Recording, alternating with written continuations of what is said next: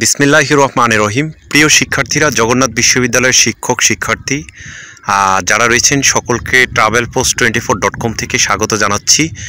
আমরা আজকে হচ্ছে 16ই নভেম্বর 2024 জগন্নাথ বিশ্ববিদ্যালয়ের স্থায়ী ক্যাম্পাসের একটি ভিডিও করছি। এই বিশ্ববিদ্যালয়ের যে মাঠটি রয়েছে এবং একাডেমিক ভবন যেখানে নির্মাণ করা হবে, এখানে যাতে হচ্ছে জগন্নাথ বিশ্ববিদ্যালয়ের দ্বিতীয় সমাবর্তন করা হয়, সেই জন্যই আজকে এই ভিডিওটি করা। আজকে হচ্ছে 16ই নভেম্বর 2024। এই বিশ্ববিদ্যালয়ের জন্ম থেকে শুরু করে 2004 সাল থেকে এই বিশ্ববিদ্যালয়টি হচ্ছে বিশ্ববিদ্যালয় হিসেবে হচ্ছে আনুষ্ঠানিক ঘোষণা পায় 2024 সাল। 20 বছর হয়ে গিয়েছে, কিন্তু এখনও পর্যন্ত জগন্নাথ বিশ্ববিদ্যালয়ে শুধুমাত্র 2020 সালে একটি সমাবর্তন হয়েছে, তারপরে কোনো সমাবর্তন হয়নি। এই বিশ্ববিদ্যালয়টি রাজধানী ঢাকার সদরঘাটে অবস্থিত। সেখানে মাত্র 1.5 একর জায়গার মধ্যে অবস্থিত, আর এইখানে 200 একর জায়গা সেখানে হচ্ছে এই বিশ্ববিদ্যালয়টির নির্মাণের জন্য শেখ হাসিনা সরকার এই জায়গাটি হচ্ছে দিয়েছেন, লিজ দিয়েছেন।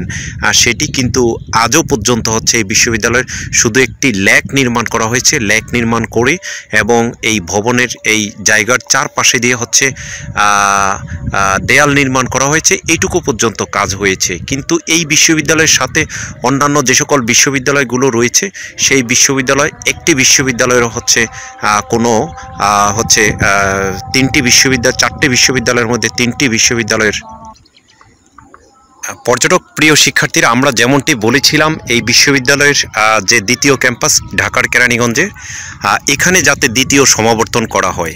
আমরা দেখেছি আমাদের জগন্নাথ বিশ্ববিদ্যালয়ের পাশাপাশি বরিশাল বিশ্ববিদ্যালয়, কুমিল্লা বিশ্ববিদ্যালয় এবং বেগম রোকেয়া বিশ্ববিদ্যালয় রংপুর, এই 4টি বিশ্ববিদ্যালয় আমাদের সাথে একসাথেই তৈরি হচ্ছে ঘোষণা হয়েও কিন্তু এই বিশ্ববিদ্যালয় জগন্নাথ বিশ্ববিদ্যালয়ের স্থায়ী ক্যাম্পাসটি কোনো কিছুই হয়নি এবং 3টি বিশ্ববিদ্যালয় পরিপূর্ণ একটি বিশ্ববিদ্যালয়, আবাসিক বিশ্ববিদ্যালয়ে সে রূপান্তরিত হয়েছে।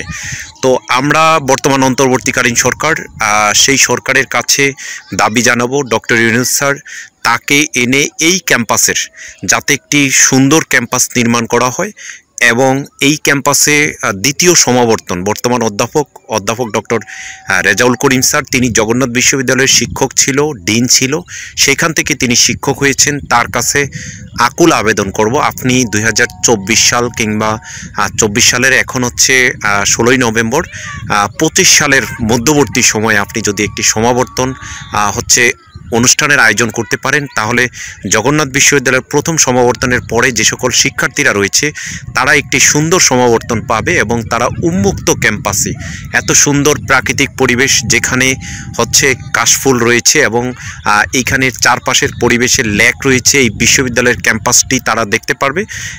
এবং এই ক্যাম্পাসে দেখে আমরা বলবো এই ক্যাম্পাসে যাতে শিক্ষার্থীরা এই বছর যতগুলো হচ্ছে পিকনিকের আয়োজন করা হবে, আমরা বলবো শিক্ষকদের যারা হচ্ছে যাতে এই বিশ্ববিদ্যালয় ক্যাম্পাসে এসে যাতে হচ্ছে পিকনিকগুলো করে এবং এখানে এসে ঘুরে গেলে তাদের অনেকের মনে শান্তি পাবে।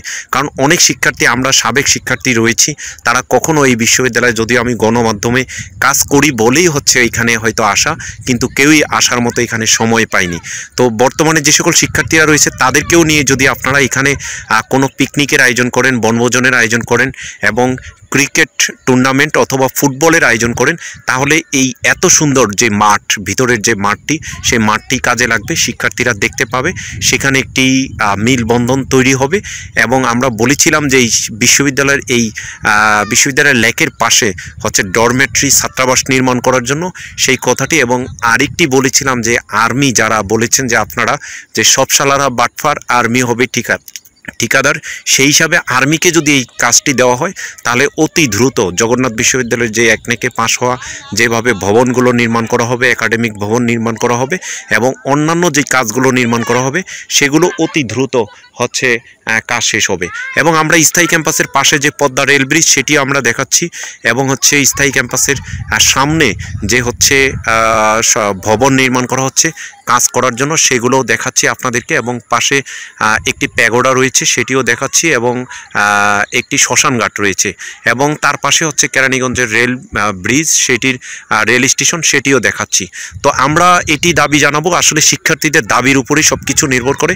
শিক্ষার্থীরা যদি দাবি করেন যে জগন্নাথ বিশ্ববিদ্যালয়ের স্থায়ী ক্যাম্পাসে দ্বিতীয় সমাবর্তনটি অতি দ্রুত করা হোক, তাহলেই হচ্ছে শুষ্ক মৌসুমি এখানে দ্বিতীয় সমাবর্তন করা সম্ভব। এবং এই সমাবর্তনের জন্য এইখানে লেকের পাড়ে এক পাড় থেকে এক পাড়ে যাতায়াতের জন্য এই হচ্ছে সাঁকো না রেখে এখানে একটি ব্রিজ নির্মাণ করা যায়। সেইভাবে হচ্ছে আমাদের যেই চারপাশে 4টি কিংবা 5টি ব্রিজ নির্মাণ করলে হয়তো শিক্ষার্থীরা হচ্ছে লেকের পাড় থেকে এই পাড় থেকে ওপারে যাতায়াত করতে পারবে।